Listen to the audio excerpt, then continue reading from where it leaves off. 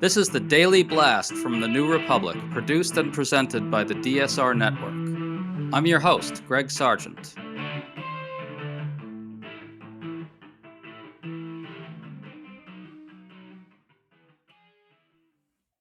Secretary of State Marco Rubio testified before the House Foreign Relations Committee on Wednesday. An extraordinary extended exchange took place between Rubio and Democrat Ted Lieu, and it was all about Trump's tendency to fall asleep at public events. Ted Lieu cornered Rubio on this and forced him to lie to Congress about what all of us can see with our own eyes.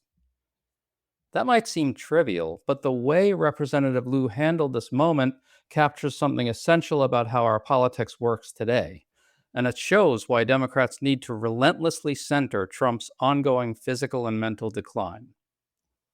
We're talking about this moment with Brian Beutler because he writes regularly on his excellent Substack, Off Message, about the need for Dems to fight the information wars aggressively, and this Rubio moment raises some important issues related to that. Brian, always good to have you on. Great to be back. Okay, so this moment started when Representative Ted Lieu got to question Rubio. First, Lieu played video of Rubio talking at a recent cabinet meeting with Trump slumbering away right beside him. Then Ted Lieu asked Rubio about that. Listen. Secretary Rubio, have you been at more than one meeting where President Trump has fallen asleep? That's false. That's false. I've never seen him fall asleep. On the contrary, the guy doesn't sleep, which is a big problem because he calls me at 2 a.m, he calls me at 5 a.m, and I like to sleep a little bit. Brian, just to start off, Rubio is actually undercutting himself here because he's admitting that Trump is up at all hours of the night, and that's part of the problem, since it's another symptom of his ongoing decline. But otherwise, what do you make of this move by Lieu here? Part of the reason he's falling asleep in cabinet meetings is that he's this erratic person who is outraged all night, stays up all night tweeting, and then is too exhausted for the work that he actually finds boring, the work of the president that happens during mostly normal business hours. But I think that the point here is to put Rubio or whoever happens to be testifying before Congress in a bind and make them say ridiculous things under oath that are contradicted right there by video evidence, so that they make the rounds on social media and you and I talk about them on this podcast. What Lieu is saying is, I know that you know the truth and you're here misrepresenting it to the public, and just putting a lot of pressure on Rubio, because somewhere deep down in Marco Rubio, he assumes is a conscience, is somebody who is in a character, and the character will break down under enough pressure.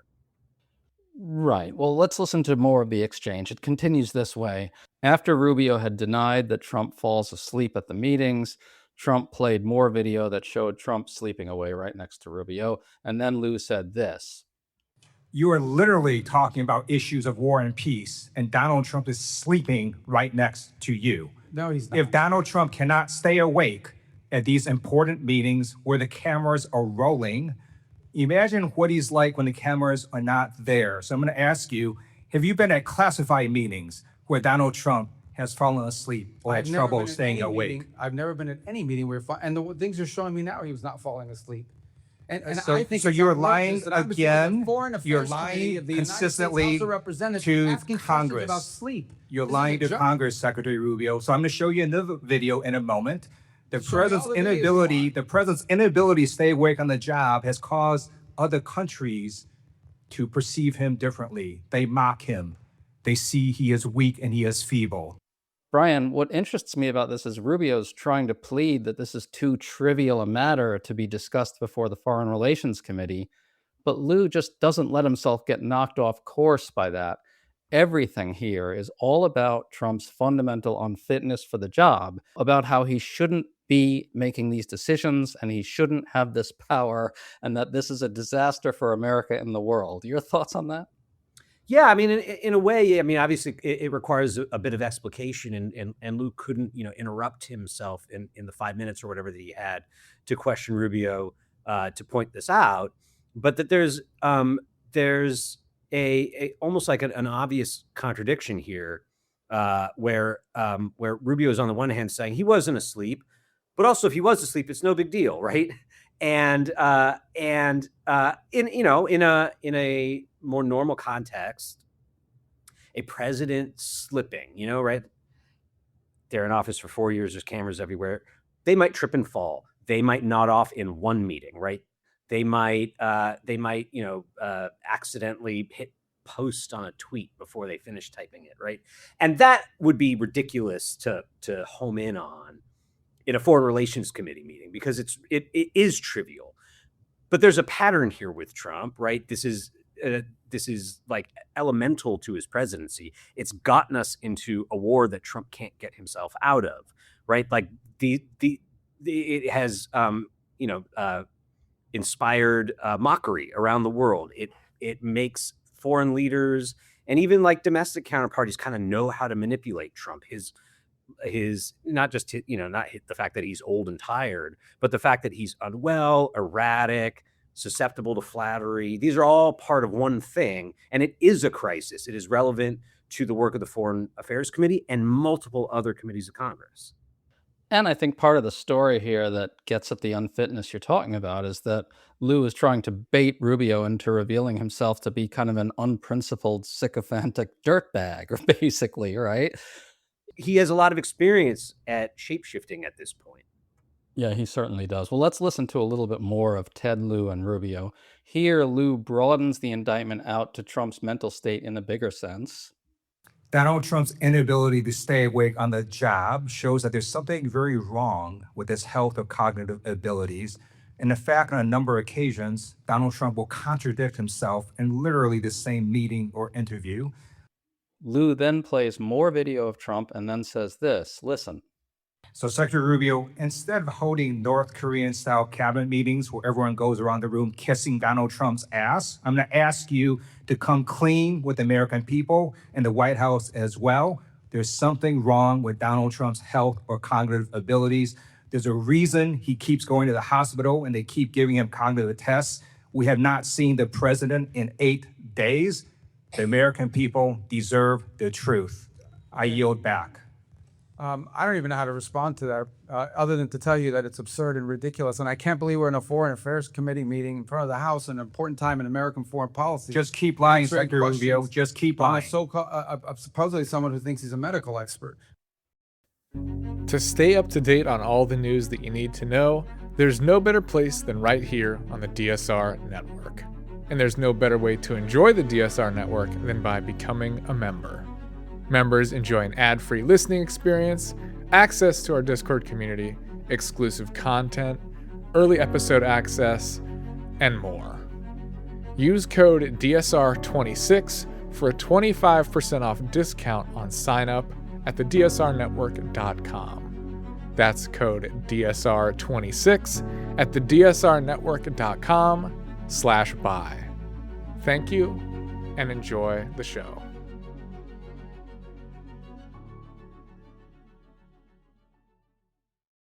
So Rubio goes on to spin a bunch of bullshit about how youthful and vigorous and superior to everyone around him Trump is. But the thing is, Brian, what strikes me about this is Rubio's forced to deny what we can all see is true. And it seems to me Democrats don't do this kind of hand-to-hand combat enough. They don't make Republicans deny what's true about them.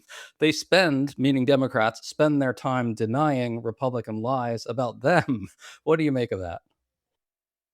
Yeah, we in the writers community have this this phrase or this cliche, show don't tell, which can be effective for writing in an evocative way or making people think. But in politics, especially today, I think it's more important to tell, not show, or tell and show. And I think Democrats have had a hard time shaking the habit of assuming that what is true will be made clear to people when they watch television or when they read the newspaper, that the mediating institutions will do this work for them. They don't need to say, hey, why has Donald Trump been to the hospital so many times to take so many cognitive tests? Why is Donald Trump falling asleep in all of his meetings? Does it have something to do with him being up until 3 a.m. tweeting all like libel all the time? And I think what Lou recognizes is that if you want to make that something that the public thinks of as a big discrete problem, you have to tell them that it is a big discrete problem and then connect the dots for them. And it would be better if more members of the Democratic caucuses on Capitol Hill had picked this up the way Lou has. Agreed. And just to broaden out what we're really talking about here, some people might watch these exchanges and listen to what you and I are saying and conclude, oh, this is just TDS, Trump derangement syndrome. They're just obsessing over Trump. It's not focused on what people really care about. Brian, you spend a lot of time focused on this idea of what people really care about. So I'm going to set you up here. This just seems to misunderstand how politics works these days. Now, I'm not going to say that talking about Trump's unfitness is all you need to do. Of course not. You do have to explain to people how you're going to make their lives better and so forth. But it's just factual that Trump is the center of our political universe. And it's precisely when voters forget how unfit he is, that he does well, that Republicans do well, right? It's when voters understand and see glaringly how unfit he is that he and Republicans lose. What's your big theory on all this? Well, I do want to say that I think that the public is more willing to overlook this stuff when things are going better. So when Trump is in some sense insulated from the substantive consequences of his unfitness for office, which was essentially the case for the first 3 years of his first term. He was never popular then, but his economic approval ratings were high, and it was very easy for people who either supported him fully or were willing to tolerate him to say, look, I don't like the all the insane tweeting or whatever, but things are basically going okay, so that's not a big deal. And I think that does suggest that there is some balance that you need to strike between trying to make issues and trying to appeal to people on the basis of regular concerns, right? Like I never want to overstate the case and say, forget about kitchen table issues, don't have healthcare plans. That stuff is important, but like people can be made to care about all kinds of things through a persuasion of a different kind, where people of influence behave in a way that suggests this is important. People need to care about this, and make consumers, voters, in essence, think, whatever I want the government to be doing for me, I really can't have my president be like this. Trump would absolutely agree with our understanding of how politics works. And here's why. He runs everything through a strong versus weak frame. Everything is about his dominance, his virility, his masculine strength, his big crowds, his big ratings, and everything is always also about how weak his enemies are, how they're failing, how they get low ratings, how they have low energy. And he lashes out with particular vitriol at those who question those narratives about his dominance and strength. He knows that if he's seen as flailing or floundering or not in control, that it's deadly for him. What are your thoughts on that? What can we conclude from that about how our politics works these days, do you think? Yeah, I mean, so even before Donald Trump kind of took it to this insane level where everything he says is about his opponent you can count on to be a lie and abusive and maybe libelous, with the goal being to make them look small and easily squashed like a bug, and he's the strong person who's setting the terms of the political argument. Republicans would do this, right? They did this to John Kerry in 2004. He was a war hero. And so they said, nah, you faked your injuries and you didn't deserve your Purple Heart, right? And the idea wasn't just to convince people of the lie. It was to put Kerry in a bind, to make Kerry reveal that he didn't know how to fight back, to defend himself, and thus appear weak. And I think in the end of that, this Swift Boats veterans thing that I'm alluding to from 22 years ago, Kerry found his footing, but it was a perilous moment because Kerry's like initial inability to stand up for himself was dangerous because people cared less about the attack than they did about the likelihood, the possibility that Kerry would become president, and bring this unwillingness to stand up for himself to the office. And if he wouldn't stand up for himself, how could he stand up for regular people or the country, right?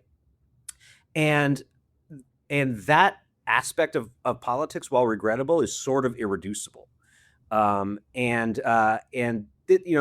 is sort of like, it was maybe useful to Barack Obama to see John Kerry have to struggle with that, because by the time he came onto the scene in the next election, I think Democrats had at that point learned that you can't just shrug these things off or say that was so rude, you got to apologize to me, only to be smacked in the face again. You really have to set the terms of the debate yourself. And somewhere after Donald Trump won his first election, I think Democrats lost faith in that, or they lost sight of that insight, and they lost their confidence. And things like what Ted Lieu did in the clips you played are the kind of thing that can help bring it back. I think it would be helpful to bring another contemporary example into this here. James Tallarico and the Texas Senate race. Republicans are attacking Tallarico as transgender, as someone with low testosterone, as a vegan, basically as a wimp, right? Now, Republicans don't expect voters to actually say to themselves, oh, he's transgender and a vegan, so I'm not voting for him, right? Instead, what Republicans want is for Tallarico to lie down and take these attacks. That's the main event they want. They want, again, to go back to the Swift boat example, for one side to be seen as strong and dominant and the other as weak and submissive and unable to fight back. And these attacks are almost designed to trigger bad instincts in Democrats, I think, in a way. Can you talk about this Texas Senate race example in this context a little bit? You wrote a great piece about this. It's applicable, isn't it? I think it's directly applicable. And I do want to say it's both things. There are definitely voters in Texas who, absent everything, might think Ken Paxton is such a sleazebag that even though I'm conservative, I'm a Republican, I like Donald Trump, Paxton takes it too far. So this time I'm going to vote for Tallarico, or I'm going to stay home. And Republicans certainly want some of those voters to think, well, if you vote for Tallarico, that means you're not a real man. And they want those people's friends to be saying, you're not going to vote for that Tallarico guy, are you? Right? To create like a kind of peer pressure, so like a social environment where supporting Tallarico is something that you have to be ashamed of. But the flip side of that is that there are people who are less committed. They're really more genuinely independent. They vote in both parties, or they vote for Republicans mostly out of habit, but they're not like super committed. Like Republicanism isn't part of their identity. But they do value strength. They do respect people who stand up for themselves, and they do think that people who don't stand up for themselves are weak and pathetic in some sense. And so, irrespective of the attack, this is that Tallarico is trans, I don't think that they particularly care about the truth or falsity of the accusation. They're looking to Tallarico to see if he'll take an affront to his identity lying down. Not that there's something wrong with being trans, but that when someone lies about you in a way that's designed to make half of the state hate you, do you say, well, that's just a distraction from kitchen table issues and refuse to stand up for yourself? Or do you challenge Ken Paxton to like a real debate about what it means to be a man? My hope, I think the best way for Tallarico to thread this needle, right, to address the libel without either throwing trans people under the bus or anchoring the whole campaign around questions of trans rights, would be to take it head on in that way. Like, you're going to lie about me, let's have it out, right? And we shall see. So far, I think the Tallarico campaign has done a very good job of reminding people just how scummy Ken Paxton is, but have not done a particularly good job of telling as opposed to showing that Tallarico is the real man in this race, is the strong man in this race. and that there are ways that they can do this without undercutting, the more positive vision that they want to run on. Absolutely. So just to close this out, just to go back to this Ted Lieu / Rubio exchange, what's your general feeling about what Democrats can actually learn from an exchange like this? And what do you want to see them doing? This is something you write about all the time. Very well, folks. Check out Brian's Substack Off Message. It's really good on these topics. What do you want to see Democrats take from an exchange like that? And what do you want to see them do from here through election day and I guess through 2028? I guess the through line here is that there's a lot of political value in putting your opposition in a bind that, at least at a glance, feels impossible.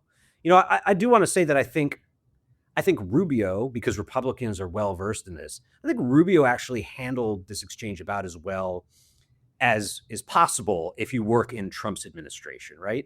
And it's because he understands, don't get yourself in a bind, right? Think through what your opposition is likely to throw at you and how you're going to respond. And so, this is why I write a lot about how Democrats can prepare to counter Republicans or set their own traps for Republicans. And what was so sharp about what Lieu did is it in a sort of more above board and honest way required Rubio to make a choice, right? I either have to lie and debase myself or tell the truth and lose my job. And if Democrats on Capitol Hill grilling Republicans before committees can try to keep that binary in mind, then their questions are going to be a lot sharper, a lot better. And there will be people who aren't quite as adept as Rubio, and they will start to flounder. Brian Beutler, always awesome to talk to you, man. Folks, check out Brian's Substack, Off Message. Brian, thanks for coming on. Let's do it again soon.